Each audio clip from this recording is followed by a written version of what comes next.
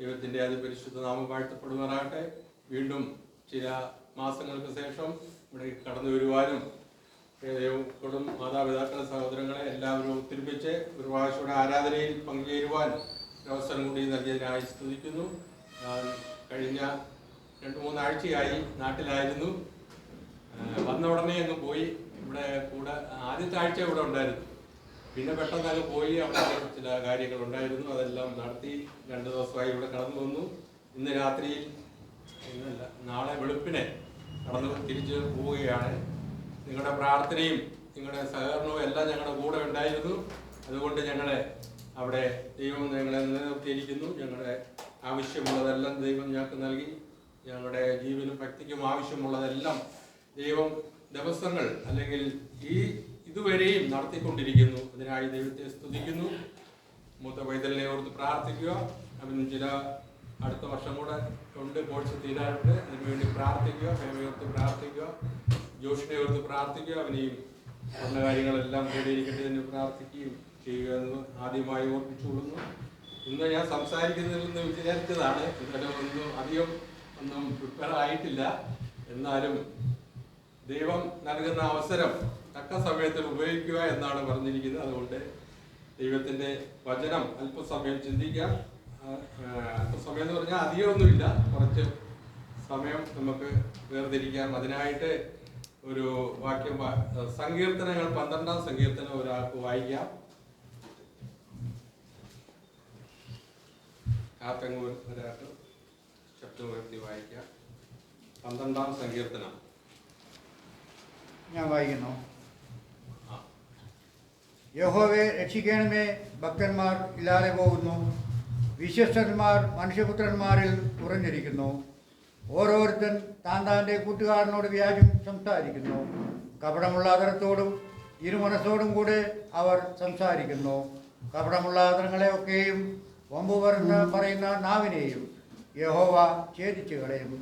ഞങ്ങളുടെ നാവ് കൊണ്ട് ഞങ്ങൾ ജയിക്കും, ഞങ്ങളുടെ അതരങ്ങൾ ഞങ്ങൾക്ക് തുണ, ഞങ്ങൾക്ക് യജമാനനാർ എന്ന് അവർ പറയുന്നു. എളിയവരുടെ പീഡനയും ദരിദ്രന്മാരുടെ ദീർഘശ്വാസവും നിമിത്തം ഇപ്പോൾ ഞാൻ എഴുന്നേൽക്കും.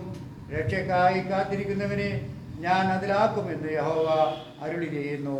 യഹോവയുടെ വചനങ്ങൾ നിർമ്മല വചനങ്ങളാകുന്നു. നിലത്ത് ഉരയിൽ ഉരുക്കി 7 പ്രാവശ്യം ശുദ്ധി ചെയ്ത വെള്ളി പോലെ തന്നെ. യഹോവേ, നീ അവരെ കാത്തുകൊള്ളും. ഈ തലമുറയിൽ നിന്ന് നീ അവരെ എന്നും സൂക്ഷിക്കും. മനുഷ്യപുത്രന്മാരുടെ ഇടയിൽ വഷളത്വം പ്രബലപ്പെടുമ്പോൾ ദുഷ്ടന്മാർ എല്ലായിടത്തും സഞ്ചരിക്കും. ഇന്ന് ഇവിടെ വായിച്ച സങ്കീർത്തനം സാറ് നേരത്തെ പറഞ്ഞു, ദാവീദിന്റെ സങ്കീർത്തനമാണ് നമ്മൾ വായിച്ചുകൊണ്ടിരിക്കുന്നത്. അതാണ് കൂടുതലും ഉള്ളത്. ദാവീദിനെ കുറിച്ച് പഠിച്ചാൽ ഒന്നും തീരത്തില്ല. എന്നാൽ അവരുടെ അനുഭവമാണ് കൂടുതലായി കാണാൻ കഴിയുന്നത്. ദാവീദിനെ കുറിച്ചാണ് ഇന്നും ഇവിടെ സംസാരിക്കാൻ ആഗ്രഹിക്കുന്നത്. അതായത് ഇവിടെ വായിച്ചു കേട്ട സങ്കീർത്തനം നമ്മൾ പലപ്പോഴും ചിന്തിച്ചിട്ടുള്ളതാണ്. സങ്കീർത്തനം എഴുതിയത് ദാവീദാണ്. അതുപോലെ സങ്കീർത്തനം എഴുതുവാൻ ഒരു കാരണമുണ്ട്. അതാണ് ഇവിടെ പ്രധാനമായി ചിന്തിക്കുന്നത്. അതായത് വളരെയധികം അധപ്പതിച്ച ഒരു ലോകത്തിലാണ് ഈ മനുഷ്യൻ ജീവിച്ചുകൊണ്ടിരുന്നത്. അന്നേരം ആ വളരെയധികം അധപ്പതിച്ച ലോകത്തിൽ ഇരുന്നു കൊണ്ട് ഒരു ദൈവഭക്തൻ പ്രാർത്ഥിക്കുകയാണ്. ആ പ്രാർത്ഥനയാണ് ഈ സങ്കീർത്തനം എന്ന് പറയുന്നത്. ആ ഭക്തന്റെ പ്രാർത്ഥനയാണ് ഈ സങ്കീർത്തനം. ദാവീദാണ് ഈ സങ്കീർത്തനം രചിച്ചതെന്ന് പറഞ്ഞു. ഒരു ദൈവ മനുഷ്യന്റെ വീക്ഷണമാണ്. ഒരു ദൈവ മനുഷ്യൻ അല്ലെങ്കിൽ നമ്മൾ ഒരിടത്ത് ഇരുന്നു കൊണ്ട് ഒരു കാര്യത്തെ കുറിച്ച് വീക്ഷിക്കുകയാണ്, നോക്കുകയാണ്. അതുപോലെ ദാവീദ് അവന്റെ ജീവിതത്തിൽ നിന്നുകൊണ്ട് ഒരു വീക്ഷണം നടത്തുകയാണ്. എന്താണ് വീക്ഷണം എന്ന് അവിടെ പറയുന്നുണ്ട്. എന്താണ്? ഒരു നിലവിളിയോട് കൂടെയാണ് ഈ സങ്കീർത്തനം ആരംഭിക്കുന്നത്. അതാണ് പറയുന്നത്, യഹോവയെ രക്ഷിക്കണമേ. നിലവിളിക്കുകയാണ്, യഹോവയെ രക്ഷിക്കണമേ. എന്താണ് നിലവിളിക്കാനുള്ള കാരണം? നമ്മൾ പല കാര്യങ്ങൾക്ക് വേണ്ടി നിലവിളിക്കാറുണ്ട്, ഇല്ലയോ? പൈതങ്ങള് എന്തിനാ നിലവിളിക്കും? പാലിന് വേണ്ടി നിലവിളിക്കും, ഇല്ലയോ? നിലവിളിക്കുകയല്ല, കരയും. അങ്ങനെ നമ്മുടെ ആവശ്യങ്ങൾ ദൈവത്തോട് നിലവിളിക്കുന്നുണ്ട്. പല സാഹചര്യത്തിൽ നമ്മൾ നിലവിളിക്കാറുണ്ട്. ഇന്നത് കിട്ടണം എന്നുള്ള നിലവിളിയുണ്ട്. പല കാര്യങ്ങളാണ് അവിടെ ഉള്ളത്. എന്നാൽ ഈ സങ്കീർത്തനത്തിൽ നിലവിളിക്കുന്നത് ആ കാര്യങ്ങൾക്കൊന്നുമല്ല. എന്താണ് കാര്യം? താഴെ പറയുന്നുണ്ട്. എന്താണ്? ഭക്തന്മാർ ഭക്തന്മാർ ഇല്ലാതെ പോകുന്നു. ഇല്ലാതെ പോകുന്നു. അതാണ് ദാവീദിന്റെ വീക്ഷണം എന്ന് പറയുന്നത്. ദാവീദിന് മറ്റു കാര്യങ്ങൾ കിട്ടുവാനുള്ള ഒരു ഇതല്ല ഉദ്ദേശിക്കുന്നത്.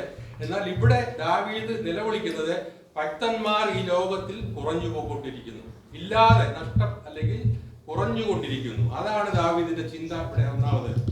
ദാവീദ് ചിന്തിക്കുകയാണ് ഈ ലോകത്തിൽ ധാർമ്മികമായും മറ്റു രീതിയിലും ജനം എന്ത് ചെയ്യുകയാണ്, അധപ്പതിച്ചുകൊണ്ടിരിക്കുകയാണ്. നമ്മുടെ ചുറ്റുപാട് നോക്കിയാൽ അതെല്ലാം നമുക്ക് കാണാൻ സാധിക്കുന്നുണ്ട്. നമ്മുടെ അധപ്പതനത്തിന് കാരണം ദൈവ ചിന്ത വിട്ട് നമ്മൾ പോയി കഴിഞ്ഞാൽ, ദൈവത്തിൽ നിന്ന് അകന്നു പോയി കഴിഞ്ഞാൽ ഇതെല്ലാം നമുക്ക് സംഭവിക്കും. ഇവിടെ ദാവീദ് പ്രധാനമായി ചിന്തിക്കുകയാണ് ഭക്തന്മാർ കുറഞ്ഞുകൊണ്ടിരിക്കുന്നു. ആ ഒരു വീക്ഷണത്തിലാണ് ഈ സങ്കീർത്തനം എഴുതിയിരിക്കുന്നത്.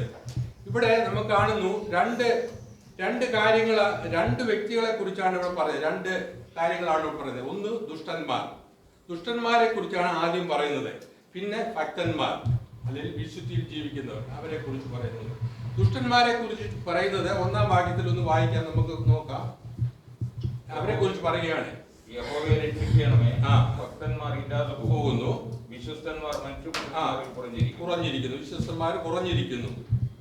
ഓരോരുത്തൻ താന്താന്റെ കൂട്ടുകാരനോട് വ്യാജം. ഇത് ഒന്നാമതായി കാണുന്നത് ദുഷ്ടന്മാരുടെ പ്രവൃത്തിയാണ്.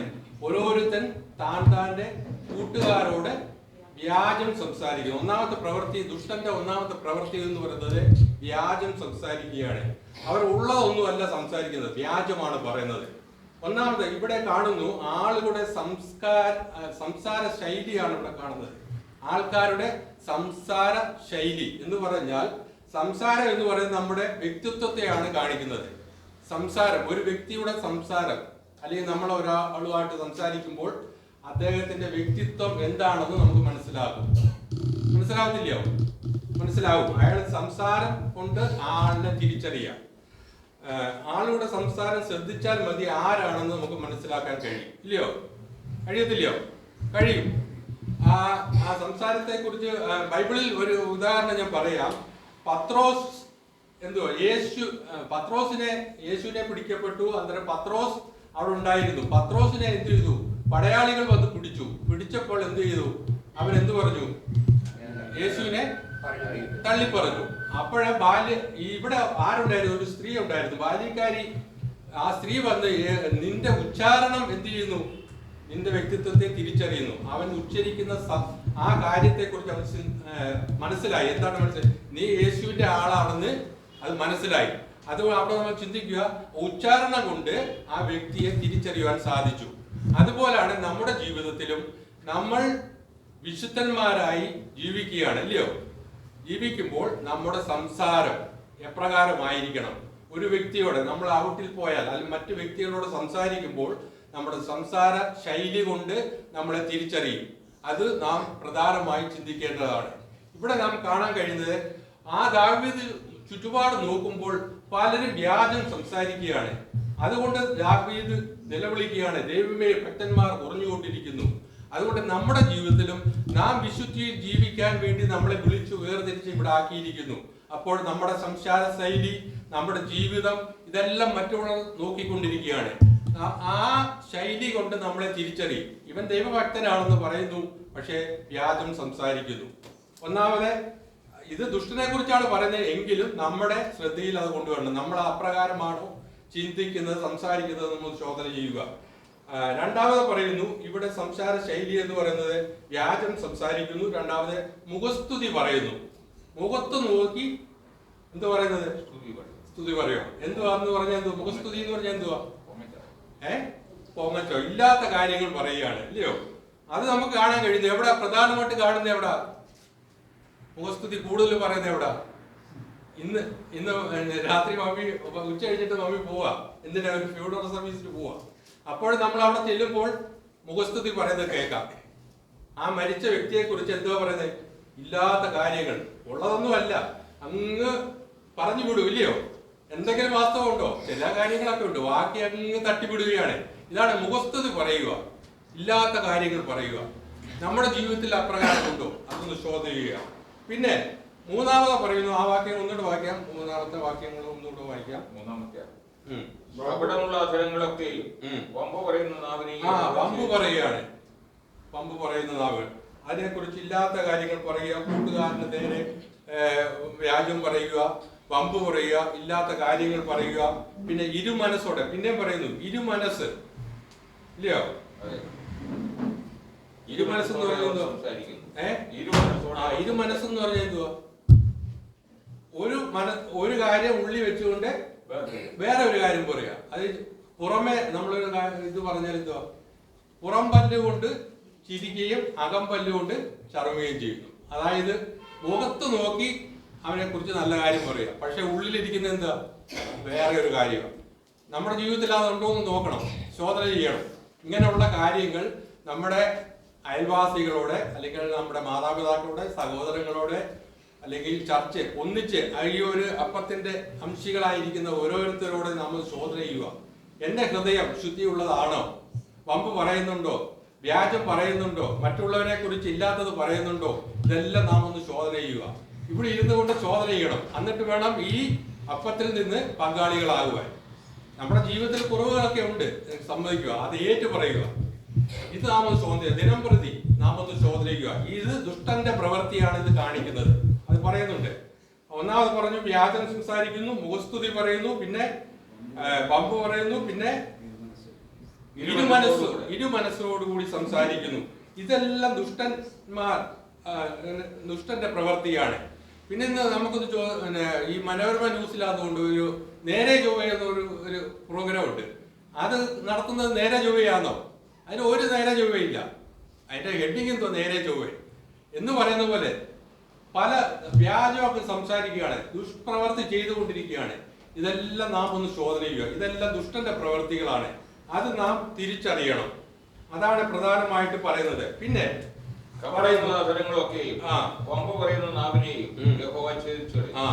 കപടം പറയുന്നത് വമ്പുള്ള നാവുകളെ എല്ലാം യഹോവ ഛേദിച്ചു കളയും. അതുകൊണ്ട് നാം എന്ത് ചെയ്യണം?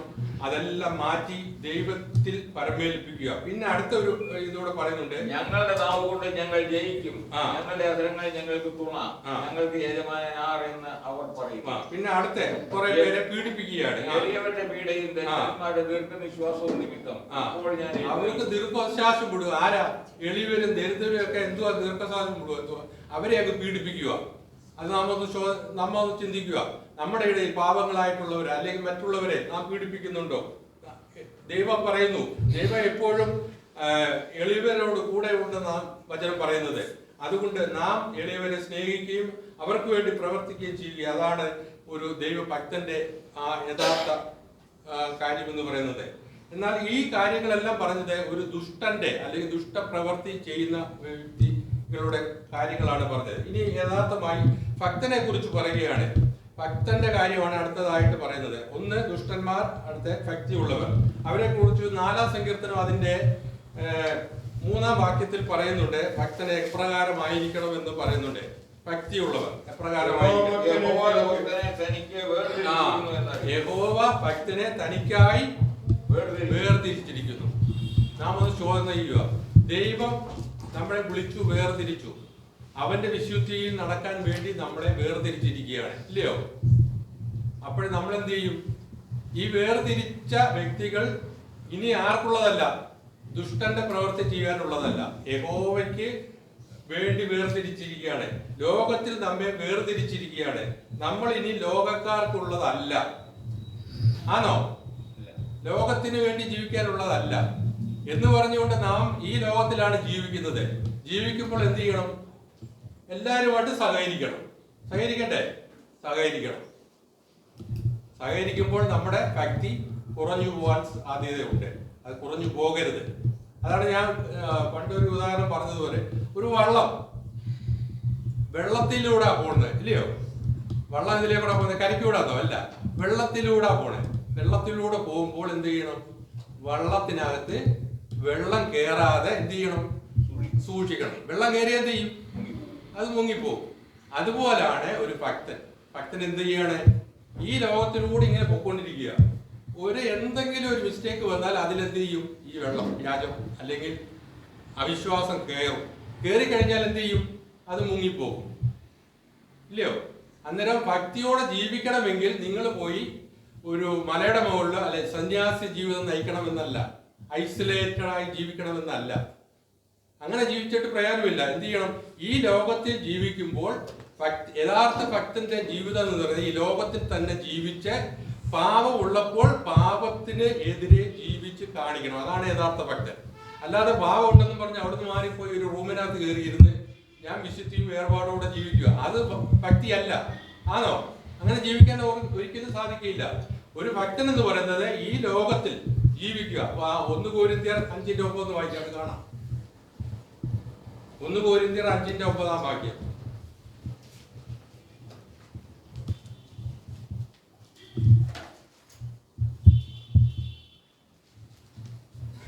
ദുർനടപ്പുകാരോട് സംസർഗം അരുത് എന്ന് ഞാൻ എന്റെ ലേഖനത്തിൽ നിങ്ങൾക്ക് എഴുതിയിട്ടുണ്ടല്ലോ. ദുർനടപ്പുകാരോട് സംസർഗം അരുത് എന്ന് ഞാൻ എന്റെ ലേഖനത്തിൽ എഴുതിയിട്ടുണ്ടല്ലോ. അത് ഈ ലോകത്തിലെ ദുർനടപ്പുകാരോടോ അത്യാഗ്രഹികളോടോ കുറ്റുപണിക്കാരോടോ വിഗ്രഹാരാധികളോടോ അരുത് എന്നല്ലല്ലോ. അതുകൊണ്ട് അവരോട് ജീവിക്കണ്ട എന്നല്ലല്ലോ, അവരോട് ജീവിക്കണം. അടുത്ത വാക്യം. എന്നല്ലല്ലോ, അങ്ങനെ എങ്കിൽ നിങ്ങൾ ലോകം വിട്ട് പോകേണ്ടി വരും. എന്നാൽ സഹോദരൻ എന്ന് പേർപ്പെട്ട ഒരുവൻ ദുർനടപ്പുകാരനോ അത്യാഗ്രഹിയോ വിഗ്രഹാരാധിയോ ഭാവിഷ്ണക്കാരനോ മദ്യപാനോ പിടിച്ചുപറിക്കാരനോ ആകുന്നു എങ്കിൽ അവരോട് സംസാരിക്കരുത്. എന്താ മനസ്സിലായോ? നമ്മൾ ഈ ലോകത്തിൽ നിന്ന് മാറിപ്പോവുക എന്നുള്ളതല്ല. നമ്മൾ എന്ത് ചെയ്യണം? നമ്മുടെ ഇടയിൽ ഇല്ലയോ ഇവിടെ കൂടിയിരിക്കുന്നു ആരെങ്കിലും ഈ പ്രവർത്തികളൊക്കെ ചെയ്യുന്നുണ്ടെങ്കിൽ അവരോട് സംസാരിക്കരുത്. അങ്ങനെയാണോ? ഇല്ലയോ? അങ്ങനല്ലേ? നമ്മുടെ ഇടയിൽ പാപം ചെയ്യുന്നവരുണ്ട്, അവരെ എന്ത് ചെയ്യണം? അവോയ്ഡ് ചെയ്യണം. അല്ലാതെ നമ്മൾ ഈ ലോകത്തിൽ വിശുദ്ധിയോടെ ജീവിക്കണം എന്ന് പറഞ്ഞുകൊണ്ട് ഒരു റൂമിൽ കയറിയിരിക്കുക, അല്ലെങ്കിൽ സന്യാസിമാര് പോയി ജീവിതം നയിക്കുന്നത് പോലെ അവിടെ പോയി ഇരുന്നുകൊണ്ട് സന്യസിക്കുക എന്നുള്ളതല്ല. ഈ ലോകത്തിൽ ഞാൻ പറഞ്ഞതുപോലെ വള്ളത്തിനകത്ത് വെള്ളം കയറാതെ സൂക്ഷിക്കുക, അത് നമ്മുടെ ഉത്തരവാദിത്വം. അങ്ങനെ ചെയ്യുന്നുവെങ്കിൽ അവനാണ് യഥാർത്ഥ വിശുദ്ധൻ. ഇല്ലയോ? ഈ ലോകത്തിൽ പാപമുണ്ട്. പാപമുള്ളപ്പോൾ പാപത്തിനെതിരെ ജീവിക്കുക, ജീവിച്ച് കാണിക്കണം. അതാണ് യഥാർത്ഥ വിശ്വാസി എന്ന് പറയുന്നത്. അതുകൊണ്ട് നമ്മളെ വിളിച്ച് വേർതിരിച്ചിരിക്കുന്നത് എന്തിനു വേണ്ടിയാണ്? വിശുദ്ധിയോടെ ജീവിക്കാൻ വേണ്ടിയാണ്. ഇന്നിപ്പോ ഇവിടെ വായിച്ച യാക്കോബിന്റെ ജെയിംസ് 3 അധ്യായത്തിൽ കുറെ കാര്യങ്ങൾ പറയുന്നുണ്ട്. അതൊന്നും ഞാൻ ഇവിടെ എടുത്തു പറയുന്നില്ലയോ? നമ്മുടെ നാവ് കൊണ്ട് എന്ത് ചെയ്യുന്നു? പാപം ചെയ്യുകയാണ്. അവിടെ താഴോട്ട് ഒരുപാട് വാക്യങ്ങളുണ്ട്.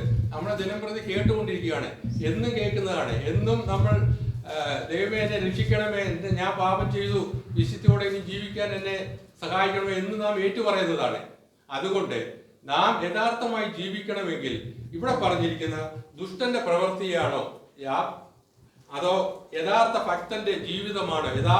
യഥാർത്ഥ ഭക്തൻ എന്ന് പറയുന്നത് തനിക്കായി വേർതിരിച്ചിരിക്കുകയാണ്. അതുകൊണ്ട് ആ ഉദ്ദേശം നമ്മുടെ മനസ്സിൽ ഉണ്ടായിരിക്കണം. നാം ഇവിടെ വരുമ്പോഴും മറ്റു സ്ഥലങ്ങളിൽ പോകുമ്പോഴും എവിടെ പോയാലും നമ്മുടെ വാക്കുകൊണ്ട് ഒരാൾക്ക് നമ്മളെ തിരിച്ചറിയാൻ സാധിക്കും. അതുകൊണ്ട് നമ്മുടെ സംസാരം, ഇന്നിപ്പോ നമ്മള് 2 പേര് കൂടിയാലോ 3 പേര് കൂടിയാലോ എന്തുവാ മറ്റുള്ളവരെ കുറിച്ചാ പറയുന്നത്? ഇല്ലയോ? പറയത്തില്ലയോ? ഇവിടുത്തെ ആൾക്കാരെ കുറിച്ച് പറയും, ഇന്നത്തെ പ്രസംഗത്തെ കുറിച്ച് പറയും, അല്ലെങ്കിൽ മറ്റേ കൂട്ടുകാരനെ കുറിച്ച് പറയും, കൂട്ടുവിശ്വാസിയെ കുറിച്ച് പറയും. അതല്ല ദൈവം, അതല്ല ഉദ്ദേശിക്കുന്നത്. നന്മ ചെയ്യുക. അവർക്ക് എന്തെങ്കിലും പോരായ്മകളുണ്ടെങ്കിൽ നാം പറഞ്ഞ് മനസ്സിലാക്കി കൊടുക്കുക. അതാണ് നമ്മുടെ ജീവിതത്തിൽ വേണ്ടത്. അല്ലാതെ അതിനെ ഊതി പെരുപ്പിക്കുകയല്ല. നേരത്തെ വ്യാജം സംസാരിച്ച് പമ്പ് പറഞ്ഞ് അതിനെ അങ്ങ് പെരുപ്പിക്കുകയല്ല വേണ്ടിയത്.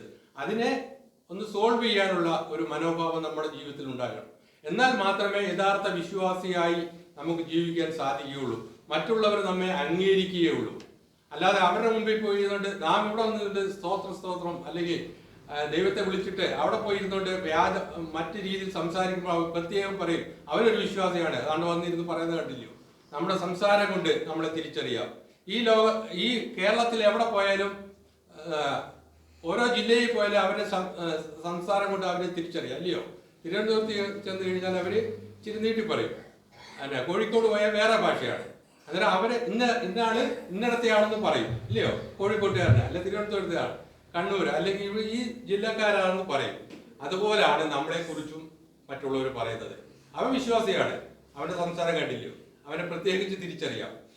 യഥാർത്ഥ വിശ്വാസി സംസാരിക്കുമ്പോൾ അത് അപ്രകാരമാണ് സംസാരിക്കുന്നത്. അവനെ കുറിച്ച് തിരിച്ചറിയാം, വ്യാജ പറയുന്നതിനെ കുറിച്ച് തിരിച്ചറിയാം, നമുക്ക് പെട്ടെന്ന് തിരിച്ചറിയാം. അതുകൊണ്ട് ഈ നാളുകൾ നമ്മളെ ഒരാളെ എത്ര പേരാ ഇവിടെ നമ്മൾ ഇത്രയും പേര് ഇരിപ്പുണ്ട്, എന്നെ നോക്കുന്നത് ഇത്രയും കണ്ണുകളല്ലയോ? 50 പേരുണ്ടെങ്കിൽ എത്ര കണ്ണുണ്ട്? 100 കണ്ണുണ്ട്. 100 കണ്ണും കൊണ്ട് എന്നെ നോക്കുന്നത്. ഇതിനാ ആർക്കെങ്കിലും ഒക്കെ എന്നെ കുറിച്ച് പോരായ്മകൾ പറയാൻ സാധിക്കും. അതുകൊണ്ട് നാം ഈ ലോകത്തിലായിരിക്കുമ്പോൾ ആ വെള്ളത്തിൽ കൂടെ പോകുമ്പോൾ അതിൽ വെള്ളം കയറാതെ സൂക്ഷിക്കേണ്ടത് വള്ളക്കാരന്റെ യഥാർത്ഥ ജോലിയാണ്. അതുപോലെ നാം ഈ ലോകത്തിലെ പാപത്തിൽ നാം പാപത്തിന്റെ വക്കിലൂടെ നാം ഇങ്ങനെ പോയിക്കൊണ്ടിരിക്കുകയാണ്. പോകുമ്പോൾ നമ്മളിലേക്ക് പാപം കയറാൻ സാധ്യതയുണ്ട്. ഉണ്ടെന്നല്ല, ഉണ്ട്. അതിനെ എന്ത് ചെയ്യണം? നാം കയറാതെ, പാപം നമ്മുടെ ചിന്തയിലെ മനസ്സിലെ ഒന്നും വരാതെ നാം സൂക്ഷിക്കേണ്ടത് ആവശ്യമാണ്, ഇല്ലയോ? അങ്ങനെ ജീവിക്കുന്ന ഒരു വ്യക്തിയെ കുറിച്ചാണ് യഥാർത്ഥ ഭക്തൻ എന്ന് പറയുന്നത്. ആ ദാവീദ് ഇവിടെ നോക്കിക്കൊണ്ടിരിക്കുകയാണ്. ആ ലോകത്തെ കുറിച്ച്, ആ ധാർമ്മികമായി അധപ്പതിച്ചുകൊണ്ടിരിക്കുന്ന ലോകത്തിൽ നോക്കിക്കൊണ്ടിരിക്കുമ്പോൾ യഥാർത്ഥ ഭക്തന്മാർ കുറഞ്ഞുകൊണ്ടിരിക്കുകയാണ്. ഇന്നും നമ്മൾ 2% അല്ലയോ? ലോകത്തിൽ നോക്കുമ്പോൾ, വേൾഡിൽ നോക്കുമ്പോൾ ക്രിസ്ത്യാനികൾ കൂടുതലുണ്ട്, ഇല്ലയോ? ഉണ്ടെങ്കിലും വിശുദ്ധിയിൽ വേർപാട് ജീവിക്കുന്നത് കുറച്ചുപേരേ ഉള്ളൂ. കുറച്ച് 2% ഉള്ളൂ. ബാക്കി എല്ലാം ഇതായിട്ടാണ് ജീവിക്കുന്നത് എന്ന് പറയുന്ന പോലെ നമ്മൾ അപ്പോഴും ഇപ്പോഴും ഒരുപോലെ. അതുകൊണ്ട് ഈ ജീവിതത്തിൽ, അതായത് സങ്കീർത്തനക്കാരൻ നോക്കുമ്പോൾ അവന്റെ ജീവിതത്തിൽ അവൻ വളരെ പ്രയാസപ്പെടുകയാണ്. നമ്മുടെ ജീവിതത്തിൽ അത് നമുക്ക് ഒരു ഇതുണ്ടാകണം. നമ്മുടെ ഇടയിൽ ഒരുപാട് പേര് ഇനിയും വരാനുണ്ട്. അവരോട് ദൈവവചനം സംസാരിക്കുക, അവർ ഈ ഇതിലേക്ക് വരിക. അതാണ് ദൈവം നമ്മെ കൊണ്ട് ആഗ്രഹിക്കുന്നത്. ഇവിടെ അതാണ് യഥാർത്ഥമായി ഒരു വ്യക്തിയെക്കുറിച്ച് പറഞ്ഞിരിക്കുന്നത്. അതുകൊണ്ട് ഈ നാളുകളിൽ ദൈവം നമുക്ക് നൽകിയിരിക്കുന്ന ടാലന്തുകൾ ദൈവത്തിന് വേണ്ടി ഉപയോഗിക്കുവാൻ ദൈവം നമ്മളെ അനുഗ്രഹിക്കുമാറട്ടെ. അതുപോലെ ഞാൻ അല്പസമയമെങ്കിൽ പറഞ്ഞുള്ളെങ്കിലും നല്ല ഒരു ചിന്തയാണ് ഞാൻ നൽകിയിരിക്കുന്നത്. അതായത് നമ്മളെ തന്നെ നാം സൂക്ഷിക്കുക. നമ്മളെ അനേക കണ്ണുകൾ നമ്മളെ നോക്കുന്നുണ്ട്. അതുകൊണ്ട് നമ്മളിവിടെ നിന്ന് പാടി പ്രാർത്ഥിച്ച് കടന്നു പോകുമ്പോൾ നമ്മളെ ശ്രദ്ധിക്കുന്ന അനേകരുണ്ട്.